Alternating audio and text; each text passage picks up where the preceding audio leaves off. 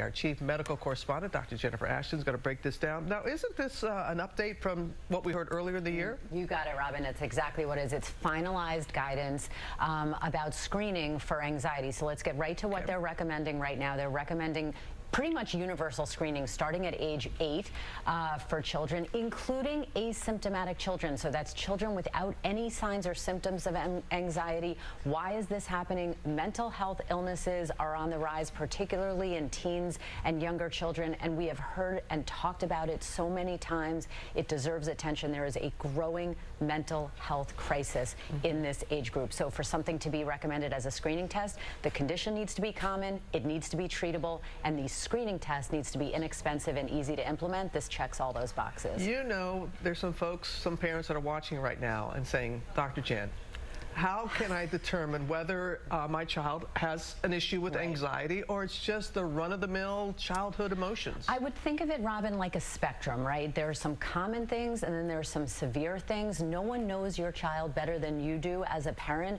So I think there are some things that we tend to say, you know, common signs and symptoms, things to look out for. First of all, if a child's having an interruption in their sleeping pattern or difficulty sleeping, their emotions are excessive in terms of anger, irritability or being clingy.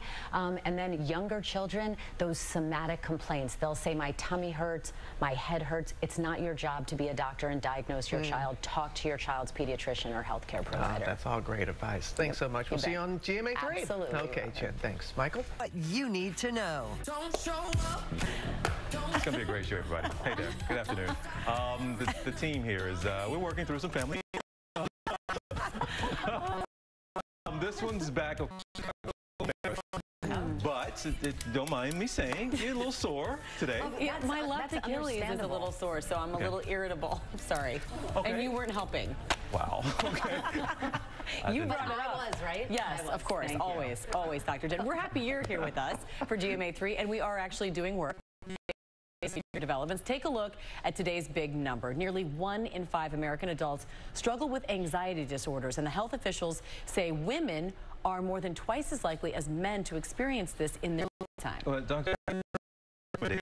Recommendations, though, for adults now who should be screened for children and adults, but this is a follow-up to something we talked about here in the spring. So now finalized or formalized screening recommendations by the U.S. Preventive Service Task Force. Let's go through it. They found that almost 8% of children and teenagers ages 3 to 17 had a current anxiety disorder. That's why they proposed screening for all kids and adolescents starting at age 8, regardless of whether or not they're showing symptoms. And these recommendations also apply to children without any kind of history of anxiety disorder. And why is because we know children's anxiety disorders now are associated with an increased risk of developing future anxiety disorders, depression, mental issues. So when you talk, guys, about a screening test, for something to be recommended as a screening test, the disorder needs to be common, it needs to be treatable, and the screening test needs to be inexpensive. So this checks all those boxes. TJ and I both looked at each other and said 3, as young as 3 years old. How do they determine so I think, listen, there's a spectrum of severity that parents can observe. Obviously, it ranges from normal to not normal, but increased clinginess, disturbance in sleep patterns, a range of emotion, anger, irritability. I feel like that's a 3-year-old. Well, right. But it could be, but then a parent will know what's normal, and by their gut instinct and parental instinct, what's not normal, talk to their healthcare provider, their child's pediatrician if you have any questions. What will they do for a child as young as 3, 4, 5 to treat? At that age, it's probably just reassurance and behavioral therapy. When you start talking about school-age children, like age 8, then you're talking about cognitive behavioral therapy, but intervention can make all the difference. All right. Thank you very much, Dr. Jen Ashton. We're going to turn now to ABC's Rena Roy, here in studio with us with our latest headlines. Good afternoon. And I am not someone who plays, but it is kind of tempting, right? I think so. I never play. When it gets to a certain point, everybody needs to play. Yeah. Really? Do you? You have to. You do not. Well, at a billion. That's the... Oh, wow. Okay, the billion benchmark. All right, got it. Sorry, Rena, thank you as always. Stay with us here on GMA3, folks. On this Wednesday, coming up, there is a battle brewing over your bacon. Well, that's right. We're going to get into this pork industry controversy that's making its way to the Supreme Court and how this could affect your grocery bill. Plus, thinking visually, one of the world's greatest thinkers on what... Yeah. Welcome back to GMA3, everybody. I am all ears. We have a new approach to sleep. That's exactly why we're talking about this. Is it employ one of mine, which is to not sleep? Okay, listen. Not exactly, but it's a theory or an approach to sleep called biphasic sleep. So what do most people do? I'm not looking at him. They go to sleep, they stay asleep for 7 to 9 hours, and they get up. Most people do that? Oh, I get up at least twice a night. Really? I don't mean briefly. I don't mean briefly. Okay. This approach is a big getting up in the middle. So you go to sleep, you sleep for 3 to 4 hours, you get up for 1 to 3 hours. Okay. Happens to me and too. then you go back to sleep. That happens to me. That's good or bad? Some sleep researchers saying that humans are the only mammals who go to sleep once and stay asleep, right? What do other mammals do? They sleep, they wake up, they sleep, they wake up. So TJ, this might be right for you. But you end up giving yourself anxiety to think like, oh, I'm up for 12, I gotta go back to sleep, gotta go back to sleep. So that is actually one of the proposed possible benefits of doing something like this. For people who get stressed when they wake up, you don't have to get stressed. You just stay up for a few hours and then you go back to sleep. Okay. However, what about when your alarm is like set for 4:30 and you realize I don't really have time to go back to sleep? That's a problem. So personally, I don't see this as being something that would work for our So you're just saying that TJ's more in tune with like the animal cutting edge. Yeah, he's cutting edge. I'm ahead of the really science, Dr. Ashton. But again, for most people, 7 to 9 hours. Thank you. Okay. But it doesn't have to be consistent together, right? Okay. All right. Stay with me. Consecutive. But that's what we're saying, though, right? As long as you get the 7, 8, 9. In theory, that's what 2 stage of sleep is about. In theory. Cool. Okay. All right. Sounds good. Dr. Ashton, thank you. We're right back here on GMA3. A wonderful life, but that clip, it makes you feel something, but it doesn't make you sad. It makes you kind of smile and feel good about the life and the career and impact she had. So her I love legacy that. lives on too, and Murder, She Wrote will always be in her, like a constant rerun, right? I mean, it's like a go-to late night. So yes, we remember her, and certainly send so much love to her fans and her friends and family who are missing her today. All right, let's turn now to Dr. Jen Ashton, answering questions. I'm reading the question. I'm not saying this. I am a hypochondriac. TJ might argue. Why did you have to do a disclaimer before you read the question? Because I know what you're thinking. What can I do to ease my anxiety before going to the doctor? So Allison brings up a really good question here. That was from Allison. Allison, not Amy. First of all, she recognizes it, right? So my first tip would be tell your healthcare provider or doctor that, because that's important and it's nothing to be ashamed of. You know, that's something you recognize about yourself. Then this is a perfect opportunity for me to tell you, and you guys, having known me for so long, have definitely heard these Dr. Ashtonisms, these medical sayings that are so important because they're so commonly said and used by doctors. Common things occur commonly. Another thing we say in medicine is when you hear hooves outside the door, think horses, not zebras. So what that means... It's my favorite Ashtonism, isn't it? And I can't claim to have invented that one. But what that means is, for the people who say, look, I'm a hypochondriac, don't immediately go to the rare things, because in medicine, that's just not the reality. You know, that's why we say common things occur commonly. So if you keep repeating that mantra to yourself and you tell your healthcare provider, listen, work with me here. I go 0 to 60 like that. I think you could get to a good place. It's our job in medicine to reassure someone's fears, not just to make a diagnosis. All right, your prescription for wellness today? Has to do with using your body strength to kind of build muscle mass without lifting weights, even though you guys know I'm a big fan of pumping iron. Number 1, push-ups, sit-ups, absolutely can work the core, almost the entire body. Squats, I love to throw a resistance band on there. And then the dreaded burpee. I hate burpees. Is brutal because it is so hard and so effective. There you go. There you have it. Great. How do you feel about burpees again? I don't like them. How do you feel about burpees? I love them. No, you don't. No, because you can feel it. That's a very simple thing to do, and you know you are getting the work in. That is for sure. Yeah. Okay. Correct. Feel free to send all of your health questions here to us at ABC. don't know about you, but I feel good. Yes, it's time to feel good with Tori Johnson here. It's time for Deals and Steals.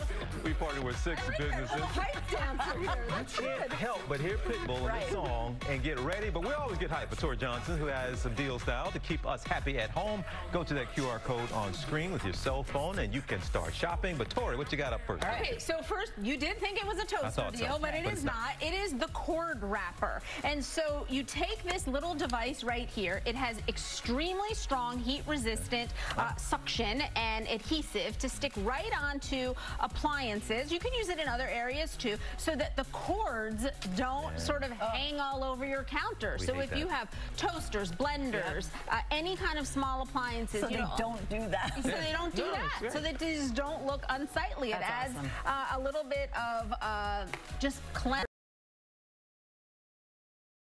You were talking about safety. If it's something that's, on the ground and you want to keep cords, wrapped up. Like for pets or things. Absolutely. This is super smart. You get 2 of these today. Actually, sorry, 3 of these. A 3-pack is $18.50. That's awesome. Yeah. Okay. You know what? It's actually $18.75. So nice. I said those numbers wrong, but that's okay. It's a good deal either way, right? It's a good day. Okay. Linens and Hutch. What I love about this line is it is all about high-end, beautiful bedding. Feel how soft that is. That is a rayon that is derived from bamboo fibers. It is extremely soft. It gets softer with every wash, and it is temperature regulating. So whether you are a chilly or sweaty sleeper, it is going to help adapt to give you that comfortable night's sleep. And then you've got one of their signature products down there. Their blankets are all handmade. They're woven with premium yarns, knitted, and then they've got they're also extremely sturdy, which that's like one of the things that you see. Like a lot of times things that are hand done kind of come apart after time. I'm all about a blankie. You are all about a blankie. That is going to be a long-lasting one. Plus, they're cooling pillows. We've got a huge assortment from them. Everything's 50% off and free shipping. I like the from temperature aspect of it. It's so good. Okay, not only do you like a blankie, but you like a little candle. So I like any excuse to bring a candle. They're very subtle scents. They're all hand poured in Los Angeles.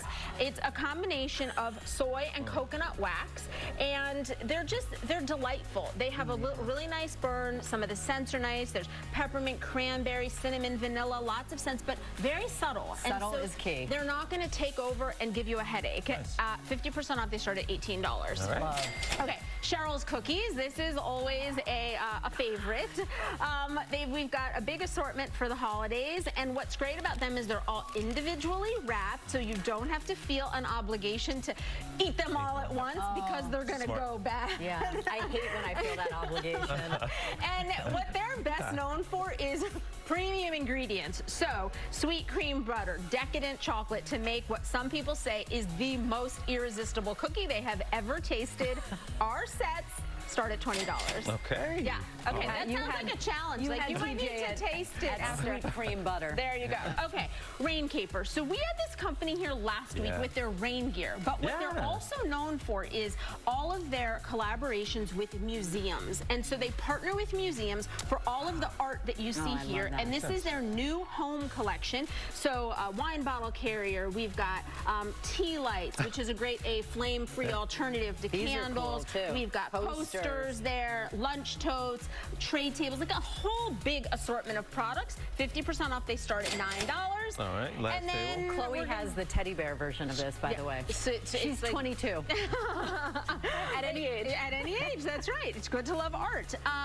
We all love, obviously, baby foot. We know it well. It's that exfoliating foot peel. You put this booty on. You wear this booty at home for about an hour. Wash it off. In my case, 2 hours. Nothing happens. About a week later, the shedding begins, and you have baby soft feet. It is $12.50 and free shipping. You always take care of my feet, Tori. There you go. We learn a lot about your feet on this show, Dr. Ashton. All right, Tori. He likes blankies. She's into foot peels. There you go. You got something for everybody here on the show. As always, Tori is delivering for us, and we partner with these amazing companies on these great deals. To get yours, go to that QR code on the screen, or you can visit our website for all the best deals. Tori, thank you as always. Thank you, guys. All right, up next here on GMA3. Chances are you have probably... Welcome back to GMA3, everybody. We're turning now to a story that went viral this week. Comedian who has proved she's always in on on the joke, and apparently she is ready for anything you literally throw at her. Yeah, that's like, yeah, actually, literally. Ariel Elias was on stage during her comedy set when an audience member began to heckle her about her political affiliations and then threw a drink at her, but it was the way Ariel responded that had everyone talking. Take a look. What's your question? Did you vote for Donald Trump? Did I vote for Donald Trump? What do you think? No. Okay. So you voted for Biden? I don't know. Why does it matter? Yeah, so what? Why does it matter? I can just tell by your jokes you voted for Biden. All right. I can tell by the fact that you're still talking when nobody wants you to that you voted for Trump. Here, I'll tell you the rest of that bit, and then we'll move on. I'm so insecure. I went and got an IUD. Come on, no, you can't do that. Yo, I'm never coming to people ever again.